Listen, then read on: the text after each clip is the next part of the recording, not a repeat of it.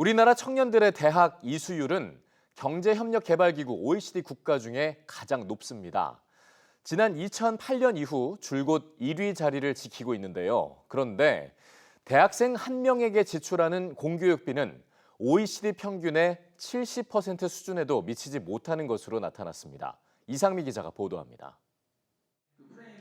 우리나라 청년층의 고등교육 이수율은 세계 최고 수준입니다. 만 25세부터 34세까지 청년층 10명 중 7명은 대학 교육을 이수했습니다. 이는 경제협력개발기구 가운데 가장 높은 수치로 17년째 1위 자리를 지키고 있습니다. 하지만 대학생 1인당 공교육비 지출은 여전히 OECD 평균에 미치지 못하는 것으로 나타났습니다. 대학생 한 명에게 쓰인 공교육비는 지난 조사보다 8.3% 늘었지만 OECD 평균의 70% 수준에 그친 겁니다. 반면 초중고학생 1인당 공교육비 지출은 30% 이상 늘어나 OECD 평균보다 높았습니다. 공교육비는 학부모가 사교육에 쓴 비용을 제외하고 정부와 민간이 지출한 모든 공교육비를 뜻합니다.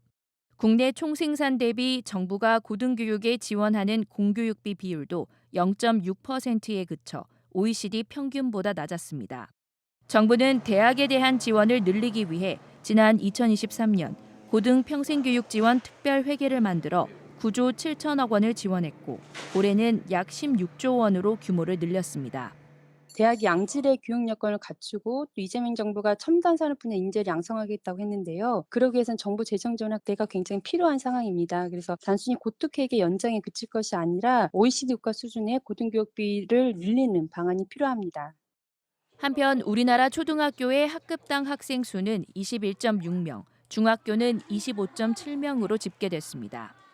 학령 인구가 감소하면서 학급당 학생 수가 해마다 줄어드는 추세지만 여전히 OECD 평균보다는 많은 수준입니다.